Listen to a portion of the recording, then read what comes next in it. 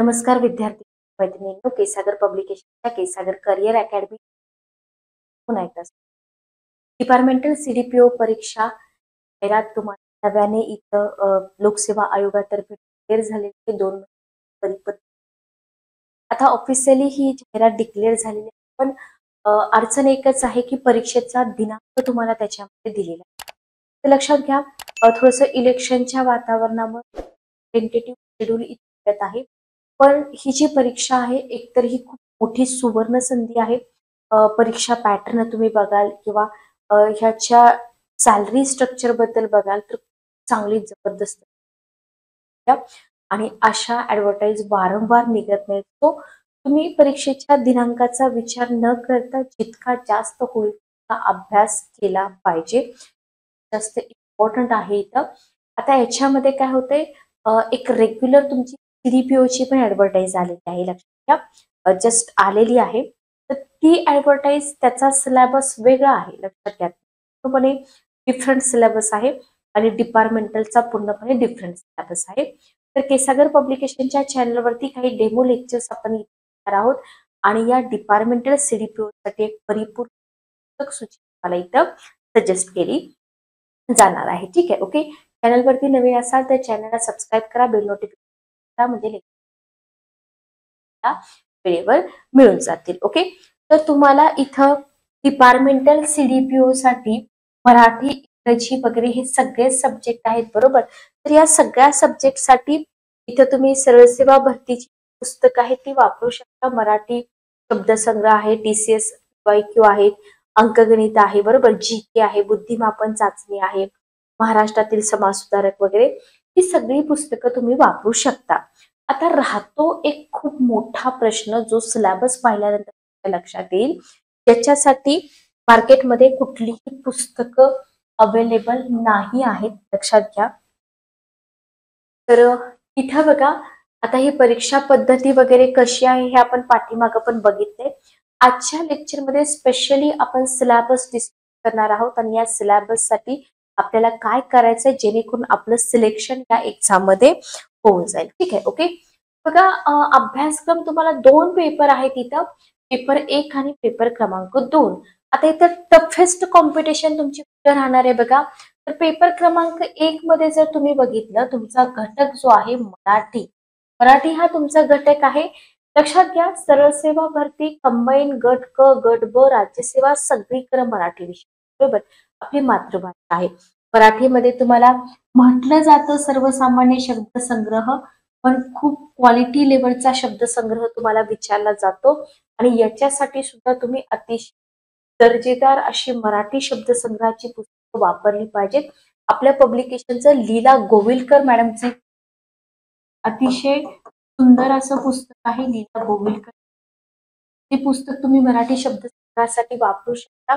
इतर पण काही पुस्तक आहे ज्याच्यामध्ये शब्दसंग्रह प्लस व्याकरण पण तुम्हाला दिलेलं आहे, की वाक्यरचना, व्याकरण, म्हणी आहेत, वाक्य. हा जो भाग आहे ना, आपल्याला वाटतं अरे खूप इझी आहे, ही वाक्यप्रचार मला सहज येऊन जातील, पण पूर्वीसारखं आता तुम्हाला सिंपल म्हणी किंवा वाक्यप्रचार विचारले जात नाहीत. तर तुम्हाला अतिशय अपडेटेड असं कंटेंट विचारलं जातं. IBPS जो पॅटर्न आहे ज्याच्यामध्ये तुम्हाला थोडेसे लेंदी क्वेश्चन विचारले जातात, कॉम्प्लिकेटेड क्वेश्चन विचारले जातात. ठीक आहे, पोलीस भरती सारख्या एक्झामला जर एवढे अवघड क्वेश्चन विचारत असतील तर आपल्या एक्झामला किती अवघड क्वेश्चन याचा तुम्ही थोडासा विचार करा. सो म्हणी, वाक्यप्रचार याच्यासाठी पण तुम्ही नक्की वापरा. त्याच्यामध्ये तुम्हाला फक्त थेरी नाही तर प्रत्येक टॉपिक वरती तुम्हाला MCQ पण सॉल्व्ह करण्यासाठी दिलेले आहे. ठीक आहे, ओके, क्लिअर. त्याच्यानंतर बघा, तुम्हाला इथं उतार्यावरील प्रश्नांची उत्तरे तशी प्रॅक्टिससाठी तुम्हाला उतारे जे आहेत ना ते आपल्या पुस्तकामध्ये मिळून जातील. ठीक आहे, तर मराठी हा जो विषय आहे या विषयामध्ये जवळजवळ सगळेच विद्यार्थी खूप चांगला स्कोर करतात असं आपण कन्सिडर करू, सगळेच विद्यार्थी. ठीक आहे, हा झाला मराठी बद्दलचा इथं पॉईंट. सेकंड पॉईंट येतो इंग्रजी. आता इथं थोडंसं कमी होतं, खूप कमी लोकांचं इंग्रजी चांगलं पक्क असतं, किंवा जे स्पर्धा परीक्षेचं इंग्रजी आपण म्हणतो ना तर ते खूप कमी विद्यार्थ्यांचं पक्क असतं. सो इथं सुद्धा तुम्ही थोडेसे एफर्ट्स घेणं महत्वाचं आहे. तर आपल्या पब्लिकेशन इंग्रजीची पुस्तकं आहेत जी तुम्हाला मराठीमध्ये एक्सप्लेन करून दिली. Okay, clear. सो याच्यामध्ये पण तुम्हाला कॉमन व्होकॅब्युलरी देतात, पण अतिशय डिफिकल्ट व्होकॅब्युलरी विचारली जाते. सेंटेन्स स्ट्रक्चर असेल, ग्रामर असेल, फ्रेजेस असतील, त्याच्यानंतर पॅसेज पण आहे तुम्हाला. तर याच्यासाठी सुद्धा तुम्ही लाईटली नाही घेतलं पाहिजे. तर इंग्रजीसाठी तुम्ही विशेष मेहनत घेतली पाहिजे. लक्षात घ्या. याला मी स्टार करते, जिथं जिथं मी स्टार करते थोडंसं लक्षात घ्या, मी स्टार करते. ठीक आहे, ओके. त्याच्यानंतर आपला विषय येतो सामान्य ज्ञान. आता इथं बघा, हा सुद्धा विषय सगळ्यांना सोपा वाटतो. ठीक आहे, की बाबा चला महाराष्ट्राचा इतिहास आहे, महाराष्ट्राचा भूगोल अतिशय सोपा आहे. पण महाराष्ट्राचा भूगोल तुम्हाला डिटेलमध्ये विचारू शकतात, बरोबर. असं नाहीये की प्रत्येक प्रश्न सोपाच असेल, किंवा असं नाहीये की महाराष्ट्राबद्दल प्रत्येक माहिती आपल्याला असेल. तो इथं तुम्ही प्रदीप सरांचं पुस्तक डेफिनेटली वापरलं पाहिजे. बघा, हे मी कुणासाठी सांगते, ज्या विद्यार्थ्यांना खरंच ही पोस्ट मिळवायचीच आहे, ती द्यायची म्हणून एक्झाम द्यायची आहे, तर अशा विद्यार्थ्यांसाठी सांगते की तुम्ही महाराष्ट्राच्या भूगोलासाठी प्रदीप सरांचं पुस्तक वापरू शकता. त्याच्यानंतर आहे महाराष्ट्राचा इतिहास.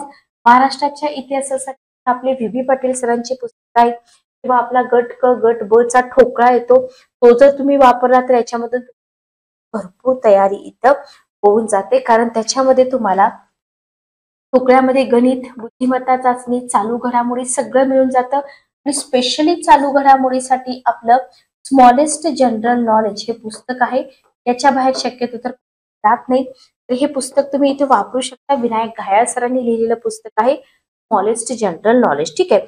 बाकी गणित बुद्धिमत्ता चाचणीसाठी अनेक पुस्तकं आहेत जी शिक्षण संचालनालयानं एक दर्जेदार पुस्तक म्हणून शिफारस केलेली आहे. तशी नामांकित पुस्तकं तुम्ही इथं तुमच्या या एक्झामसाठी वापरू शकता. आणि पेपर क्रमांक 1 मधले हे जे घटक आहेत, जे विद्यार्थी याला खूप हलक्यात घेणार आहेत, तर इथं पण तुम्ही एफर्ट्स घ्या, नक्कीच पोस्ट तुमच्या हातात असेल. ठीक आहे, ओके, क्लिअर. नेक्स्ट बघा, नेक्स्ट आपला येतो विषय तर शासनाशी संबंधित निवडक कायदे, संस्था इत्यादी. ठीक आहे.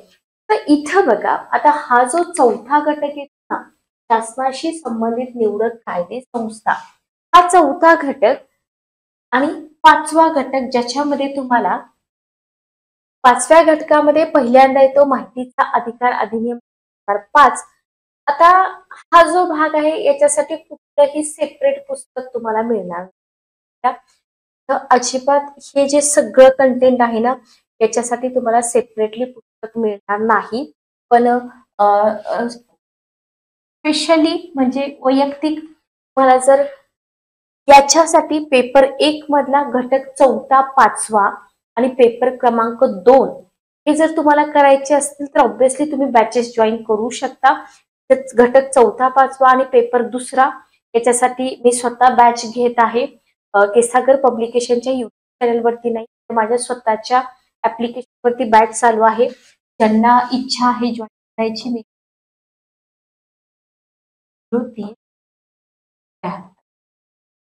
या नंबरवरती कॉल किंवा मेसेज करू शकता. बघा, याच्यामध्ये आता माहितीचा अधिकार अधिनियम ऍज अपडेटेड कॉमन क्वेश्चन पण तुम्हाला करायचे आहेत आणि इतर क्वेश्चन पण करायचे आहेत, बरोबर. एमसीक्यू तुम्हाला इथे व्यवस्थित करायचे आहेत. माहितीचा अधिकार पूर्णपणे व्यवस्थित तुम्हाला अभ्यासायचा आहे. त्याच्यानंतर महाराष्ट्र राज्य लोकसेवा, अनुसूचित जाती, अनुसूचित जमाती, विमुक्त जमाती, भटक्या जमाती, विशेष प्रवर्ग, मागास वर्ग यांच्याकरता आरक्षण अधिनियम 2001. आता लक्षात घ्या, हे जे अधिनियम असतात ना, हे अधिनियम पूर्णपणे फॅक्च्युअल इन्फॉर्मेशन, बरोबर. इथं कोणत्याही कॉन्सेप्ट नसतात. त्याच्यामुळे इथं तुमची रिव्हिजन होणं खूप जास्त गरजेचं आहे. जास्तीत जास्त वेळा तुम्ही इथं रिवाइज करणं गरजेचं आहे. आणि याच्यामध्ये तुम्ही जेव्हा 2001चा अधिनियम करता, त्याच्यानंतर लगेच तुम्हाला महाराष्ट्र लोकसेवा हक्क अधिनियम 2015 पण करायचा आहे. आता हा अधिनियम झाला. त्याच्यानंतर तुम्हाला शासकीय कर्मचाऱ्यांच्या बदल्यांचे विनियमन आणि शासकीय कर्तव्य पार पाडताना होणाऱ्या विलंबास प्रतिबंध अधिनियम 2005. हे 3 अधिनियम जेव्हा तुम्ही करता किंवा इतर पुढचा सिलेबस करता, तेव्हा डेफिनेटली कन्फ्युजन होणारच आहे. आता हे कन्फ्युजन टाळण्यासाठी काय करायचं, आपल्याला तर सगळा सिलेबस कव्हर करायचा आहे. जेव्हा आपण एक अधिनियम करतो तेव्हा आपल्याला खूप सोपं वाटतं, बरोबर. दुसरा अधिनियम, तिसरा अधिनियम, ही जी सगळी फॅक्च्युअल इन्फॉर्मेशन आहे ना, त्या फॅक्च्युअल इन्फॉर्मेशन मध्ये कन्फ्युजन होऊ नये याच्यासाठी याच्यावरचे एमसीक्यू तुम्ही सॉल्व्ह केले. ओके. आता तुम्ही म्हणाल की मॅडम हे कंटेंटच कुठे मिळत नाही तर एमसीक्यू कुठे मिळणार, बरोबर. त्याच्यासाठीच आपण स्पेशली बॅचेस कंडक्ट करत आहोत.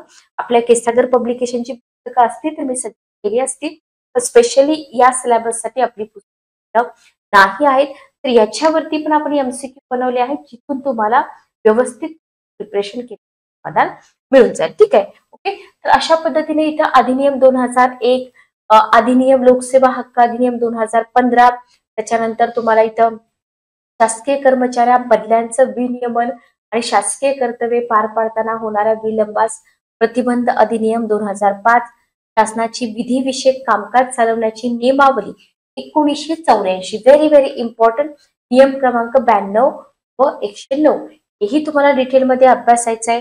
राज्य महिला आयोग आणि महिला आर्थिक विकास महामंडळ याच्यावरती खूप जास्त क्वेश्चन विचारले जाऊ शकतात. त्याच्यानंतर आहे मानवी हक्क आयोग, इथं पण तुम्हाला आर्टिकल्स आहेत, इन्फॉर्मेशन आहे, आणि राज्य बाल हक्क संरक्षण आयोग.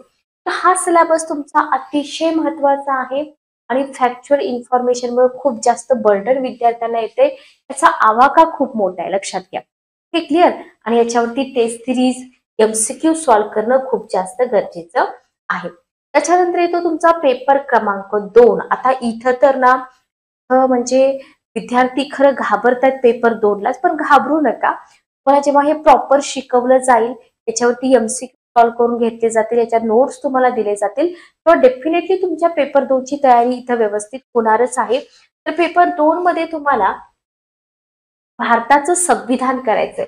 आता इंडियन पॉलिटीसाठी आपल्या केसागर पब्लिकेशनचं अतिशय दर्जेदार असं पुस्तक उपलब्ध आहे, पण एवढं मोठं पुस्तक आपल्याला इथं अभ्यासायचं नाहीये, बरोबर. तर इथं तुम्ही राज्यघटनेशी बेसिक पुस्तक आपल्या पब्लिकेशन वापरू शकता.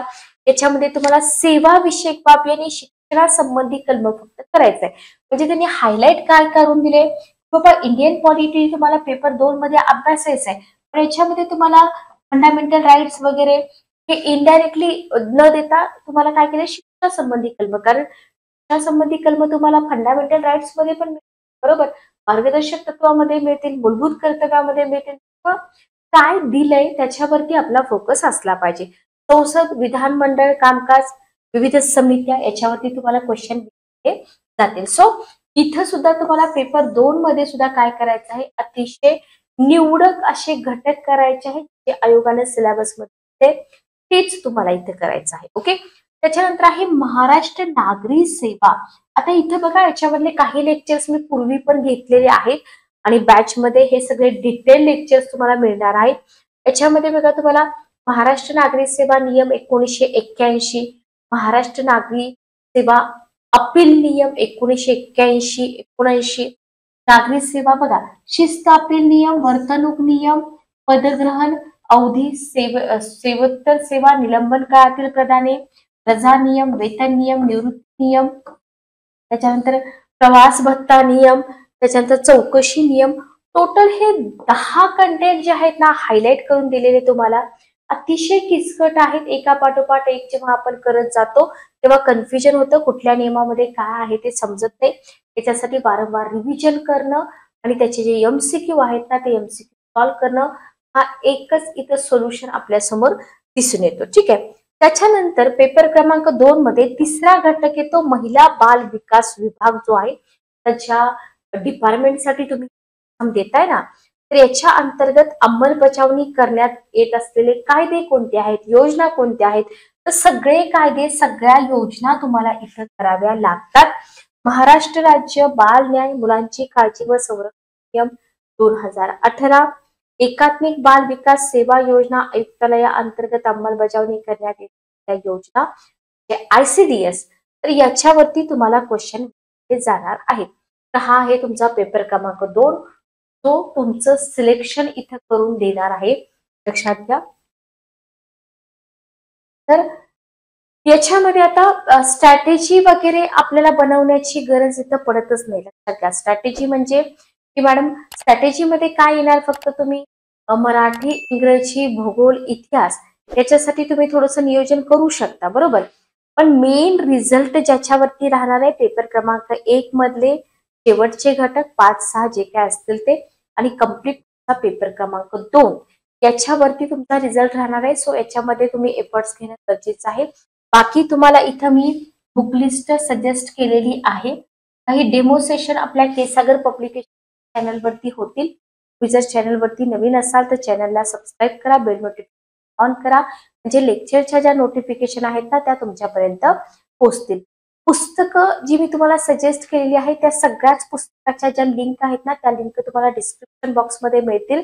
जर काही अडचण आली तर तुम्ही पब्लिकेशन कॉल किंवा मेसेज करू शकता. तर भेटूया नेक्स्ट सेशन मध्ये. Good day.